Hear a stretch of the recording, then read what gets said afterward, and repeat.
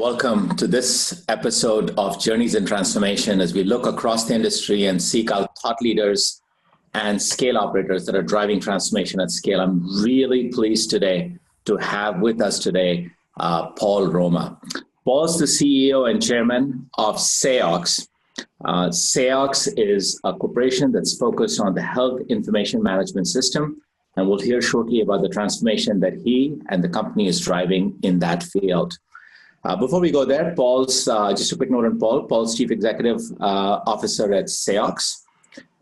He's chairman there. He was previously at Deloitte, where he basically led Deloitte's analytics business and built it up for them. He was their Chief Analytics Officer. He tested many of the AI and data science platforms that were emerging at the time, and brings to us tremendous knowledge on how that industry is playing out and changing the core of what we all do today. So with that, without further ado, Paul, welcome. Thank you, Sanjay. It's great to be here. I appreciate the time. So I know that our viewers are very interested in hearing about transformation, but before we really get into transformation, I thought a better place to start perhaps would be one layer up. What's going on in the industry, and what are the big trends that are driving changes in the healthcare information systems? Paul, tell us about it. Sure. Yeah, so first, just a quick note on Ciox, and then as it pertains to the industry. So Ciox is the largest exchange of clinical information in the United States. So we touch about half of the U.S. population annually. We have over 2/3 of the U.S. hospitals. And when I think about how the industry's changing and our clients are changing, there are really three big forces that are moving the market right now. Force number one is the government. So recently, the government just put forth 1,700 pages of new regulations. So the ONC as well as CMS have proposed basically direct changes to how information will be integrated, how it will flow, all pointed at making it easier for all of us to get access to clinical information and make that information very, very valuable. One example is they have expanded the core data set for information. It's called CDI, the US core data set. And within that core data set, they're making it very, very structured so that machine learning and AI very intentfully can be run on the information that is being shared. So their view, our view is that there is going to be an emerging set of componentry around how health information is going to be used in the future, in the near future, and the government's really pushing that. So the other two, just quickly, the commercial changes. There is an immense amount of money going into the health plans, the life sciences community, all around how that information is being analyzed, whether it's being analyzed for research purposes or the betterment and wellness of health plans individuals. And then the third big, emerging change is with consumers. So most people have seen that Apple, Samsung, and others have really been trying to put health information as a core asset, as a core digital asset that all of us as consumers actually have on our phones, as one example. And that trend is picking up and going to play out very quickly. So those are really the three big things I think that are going to shape the market in the near future.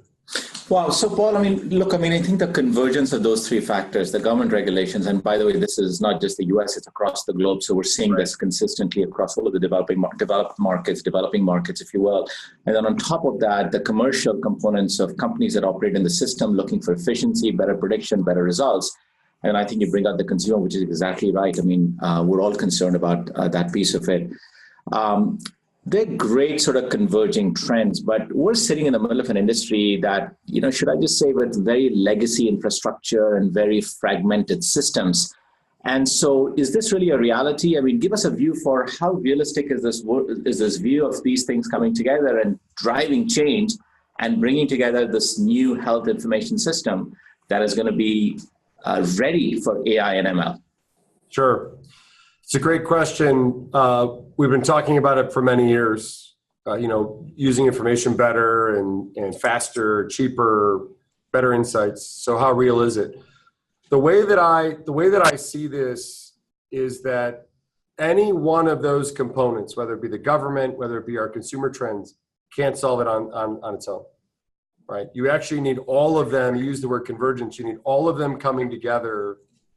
I see now a very unique and timely opportunity that's coming together in the next 3 years, specifically in the next 3 years, where as I now have a core data set that the government in the US and other places is going to mandate, and I have the investments and the momentum in the market that is investing around that same core data set, and I have consumers that are asking for it, I do believe that it is a truly different picture.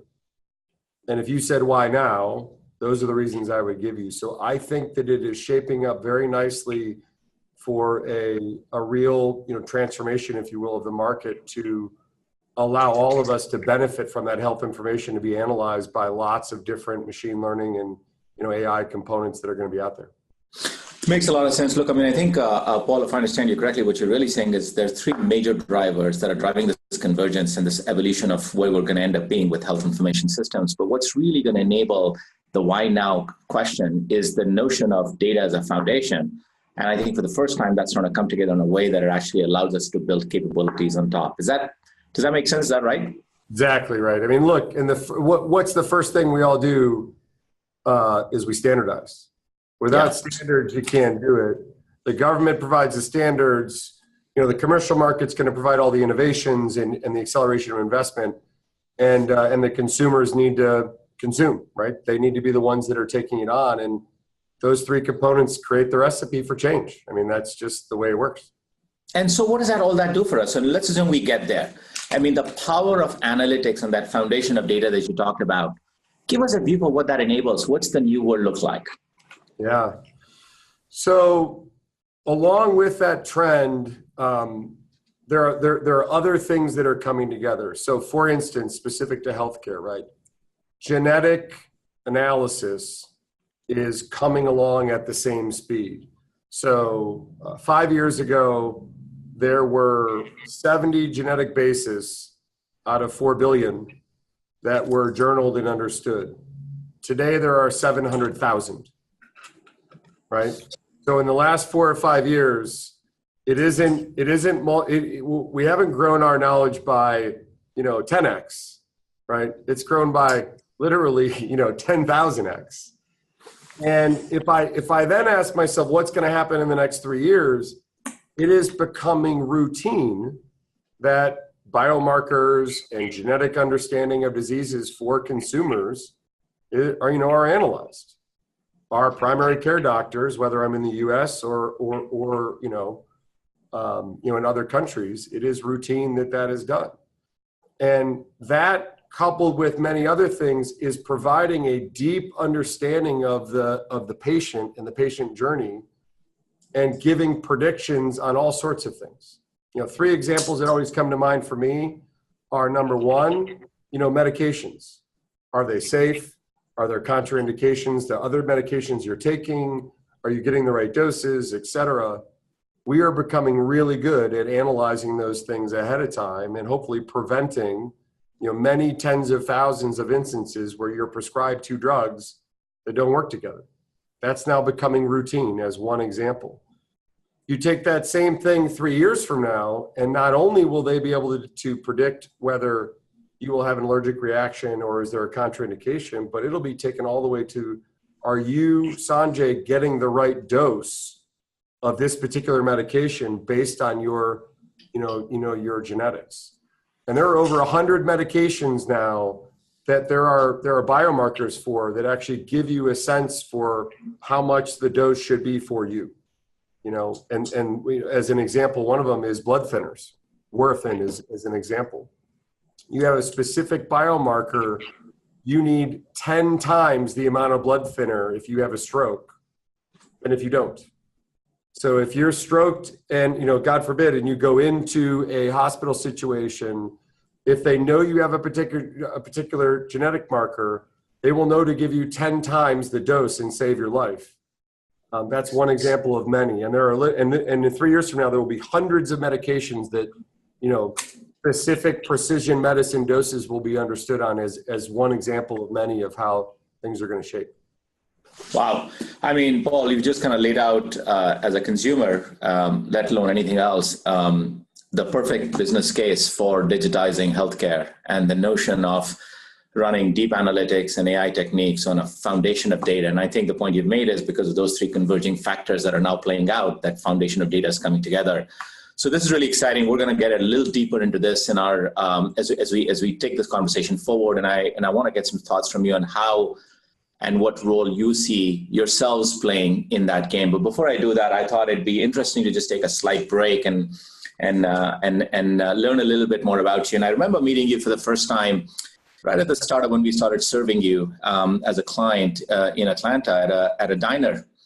And we spoke briefly about some of your passion around racing. And I don't know if our viewers know this or not, but it'd be great to get a perspective from you on racing and how that relates to your day job. Sure. Yeah. So avid race fan.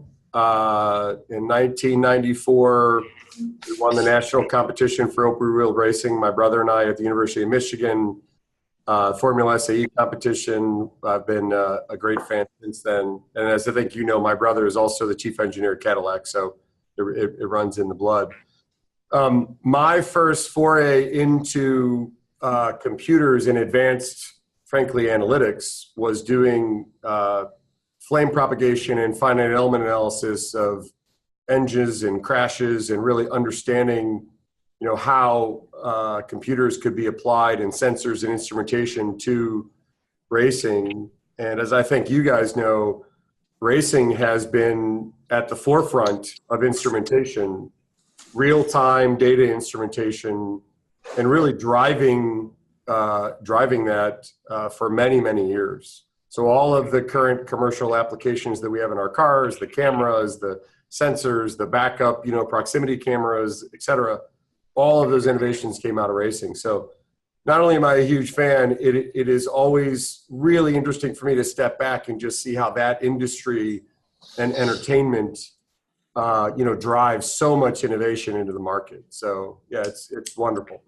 It's just great to hear that perspective. And I'm reminded of our first discussion when we met at that diner and we were starting an engagement with you, and you had this vision for what you were trying to transform. And one of the conversations we had was, just like in racing, as you do digital transformation, if there aren't a few bumps in the road, you're probably not driving fast enough. And you laughed at it and you agreed it. And so I won't forget that, because I think it plays out so well. Okay, let's come back. Digitizing healthcare, that's a really large, ambitious goal. There are lots of drivers for it. You painted out quite well, and there's a foundation of data that's now starting to come together. Talk to us a little bit about how you apply data science, machine learning, artificial intelligence on all of this to drive the sorts of experiences and results that you just gave us some examples of earlier. Sure. Yeah. So I'll go back to standardization. It applies to our business and other businesses. So you really need to organize and standardize the data in a way that allows you to, understand how to analyze it, right? I know that sounds trivial, but the first mistake for many years that I've seen in large projects is thinking that because I have I'm putting in quotes, a big data approach, that I can take lots of different things and get insights from them, and I don't really need to work on, the cleanliness and the mastering of the data.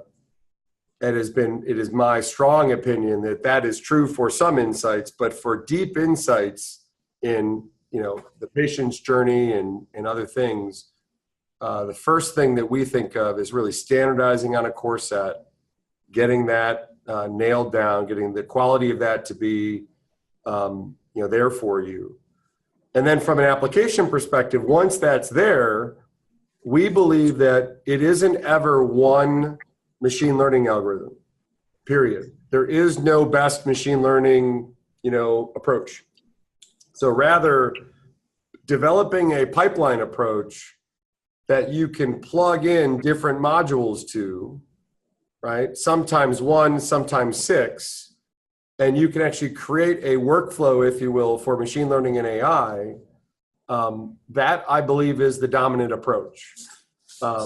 And what that allows you to do is really, much like the conversation we're having, you can get multiple views and bring them together for the best answer. And never really rely on just one view, because rarely in any topic is there ever just one answer that's 100% correct. And so that's kind of one way. The second way I think about it, I standardize, I create a pipeline, I apply multiple views.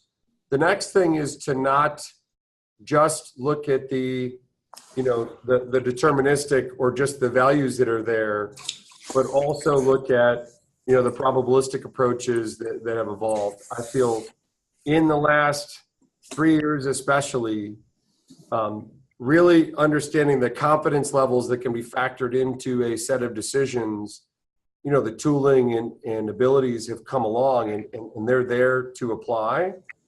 And when you apply both of those approaches to a problem, that's really the sweet spot.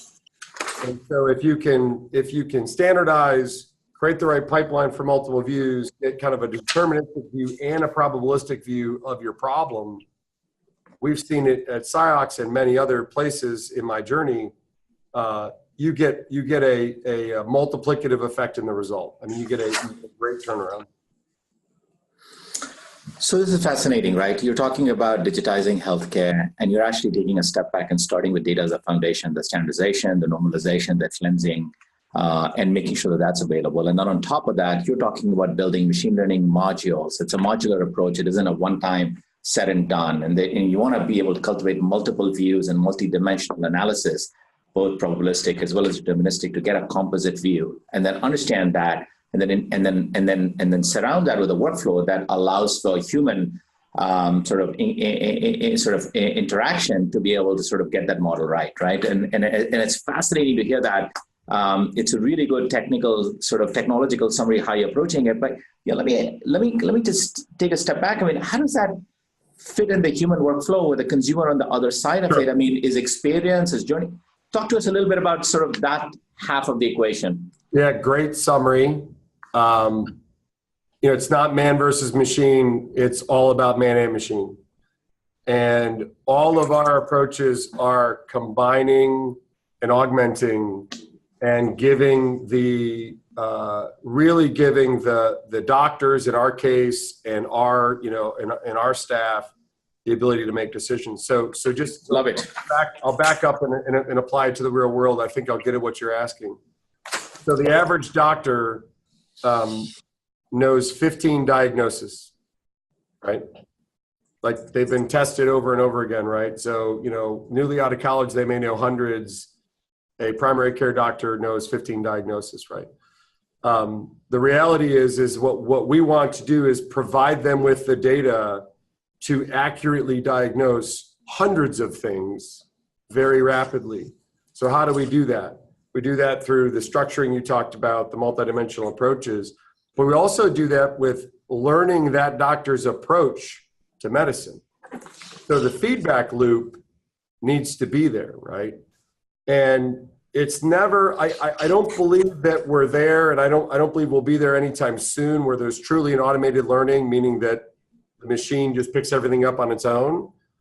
Supervisory learning, or having the doctor in this case, or the human that's interacting, really educate you on what's my model, what's my medicine that I want to see. That's really the key approach, and it strikes it where you were going. Because without that feedback loop, it's just more reports. It's just more things that are coming out that are, in my experience, either ignored or unused. So I do think that this conversation around man and machine coming together and it really accelerating how those results are taken, building the right instrumentation, building the right feedback loops, that's really how it gets applied, and ultimately, the value is created. I love that. I mean, I think we're big believers in the same man and machine idea, and kind of the human in the loop, and sort of the future work as it relates to that. So I couldn't agree with you more. Look, we're going to sort of move into another section in a minute, but really, as I think about it, you've got this strong vision for where the industry is headed. You've got a clear mindset for how healthcare is getting digitized.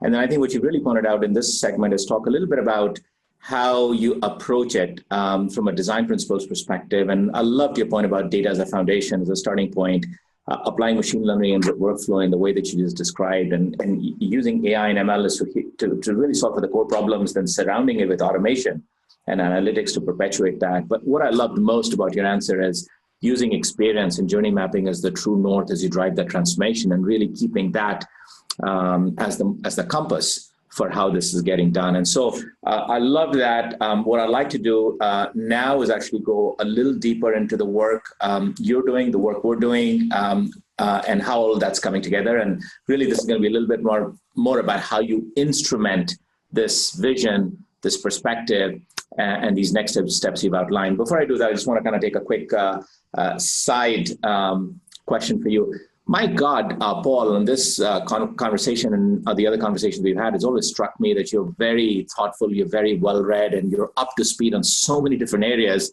from the depths of random forest analysis right all the way to medical and government regulation. What do you read? What do you listen to? Give us a feel for how do you keep up with this stuff? Yeah, the industry at times can inundate you, so keeping up is hard. A recent book that I finished was The Fourth Industrial Revolution by Charles Schwab. I think you know of it. Fascinating summary, a great summary of, I think, how these things are digitizing and how the world, many different parts of our world, many different professions, how they'll be impacted. So that's a great example. Numerous other things that I look at. I mean, I would say from a podcast and other perspective, believe it or not, I keep up actively with The Economist and things like that. And people ask me why I spend so much time on it. It's because if you follow the trends, say only in the US, you get a very small picture of the innovations that are happening in the world. And having the pleasure to have served in a business that had 87 countries and $5.5 billion of revenue in my previous role, I realized quite literally that the innovations outside of the U.S. are actually, in my opinion, going faster and deeper into healthcare. And I spent a lot of my time trying to attract those in and build on them. So, really paying attention to the global view has been very important to me in this business. Thanks for sharing that. I mean, The Economist is obviously a fantastic publication. And I think your point about global, and even in healthcare, you think about China and sort of the machine learning work that's going on. It's a whole other discussion to be had, but a really key point you bring up. Okay, so we're going to swing back now. Folks, we talked a little bit about the transformation that's going on in the healthcare industry, the opportunity for digitizing healthcare, and the benefits it's going to bring to all of us. We then talked a little bit about, Paul was kind enough to share his perspective for how do you actually make that about and bring that about. And he talked about automation, he talked about artificial intelligence, talked about analytics, and he talked about experience. I want to actually now get one more layer deeper. I want to understand, how are you instrumenting these ideas and these design principles into something? And by the way, that something's existing in a world of legacy infrastructure. And I hope I'm not offending anyone, but a lot of this stuff's been around for a long time. And so you've got this fantastic vision and this amazing opportunity, but you're sitting in a world with lots of legacy infrastructure. And now you have to instrument these ideas into technology. Tell us a little bit about how you're approaching it and the building blocks you're using for that. Yeah, our journey, quite literally, and you mentioned this earlier, started with putting together a map about our patients and our company and interacting with the U.S. healthcare system. We have hundreds of health plans that are customers, thousands of providers that are customers. We deal with most of the life sciences companies in the United States. And really putting that journey map together and understanding in our digital transformation, what were we trying to accomplish? So rather than just, you mentioned legacy, rather than just, automating what we had, that would be one approach. We stepped back and said, look, let's automate what we believe are the unmet needs in the market. And let's do that from a position where we can deeply understand that journey. So that was kind of step one of our design thinking, if you will. And Genpact was a great, supporter of that, both with the approach that you guys brought, as well as really helping us bring a broad set of views together on how that transformation should happen. Beyond that, once you have a good foundational understanding of, what you want to have happen, kind of begin with the end in mind, then you can start to put together the componentry and the changes. And rather than starting over, we took the approach to build from the legacy view that we had, changing the first set of componentry and then building from there. So we established as our first component an enterprise operating system, supported by, the Sequence product that you guys have. And what that product and approach allowed us to do was, from the patients and consumers, the doctors, our staff, all the way through to life sciences and health plans, everyone now knows from a workflow perspective where the requests are for information, what those requests were, how they came in. Government reporting is tracked in there because obviously this is a highly regulated business. The amount of information is recorded in there. And what we have at this foundational layer is really a digital highway with multiple exits that allows for everyone to be on the same page, right? And that has been so important for us because, we, as an example, last month, got the request for 8 million patient longitudinal views from Optum as one of many examples. And when you're getting 8 million requests in a month, that's the definition of needing a highly robust, highly scalable system that knows how to track these things. And there are, many, many different use cases that are within there, everything from payment integrity to, deep clinical expertise that are needed, risk adjustment for Medicare Advantage. And we need to be able to track all those in their own data pipeline, with their own timelines, with their own compliance activities with the government. And that first foundational piece has allowed us to do that. On top of that, we then started to add various analytics, machine learning, and automation that really started to give us that multiplicative effect I mentioned earlier. So rather than beginning with a fully automated, chain, we established a foundation that then allowed us to start automating components, start creating deeper insights and analytics, and then incrementally build from there. And it's been a great journey, and not without, as you said, it's bumps and bruises, as all things have, but we've been doing pretty well. I don't think I could have described this any better than you did. When we think about work that we do with other clients as well, we think about experience as the true north, and it's really the starting point for a transformation. And you've sort of independently started with that objective, and it's embodied in the work we've done together. I loved your description of an operating system because this is a challenge pretty much every industry faces. There is legacy existing infrastructure, and instead of trying to overhaul everything, which is a really large task, the idea is to overlay that with something that is thin and quick and fast and agile and iterative. And this notion of an operating system, a digital highway, is a fantastic one. And obviously you use Coda's Sequence. Coda's our AI-enabled platform. Sequence is our service orchestration layer. And I think, as you said, we work together on human-centered workflow evolving to service orchestration, because you're talking about digital highways with services that are interacting and injecting information back and forth. And then really on top of that, building the analytics layer, the automation layer, and the machine learning and the artificial intelligence layer. It's a fantastic description of, I think, how we see digital transformation evolving, and in your case, in practice, how you implemented it. So I don't think I could have said it any better.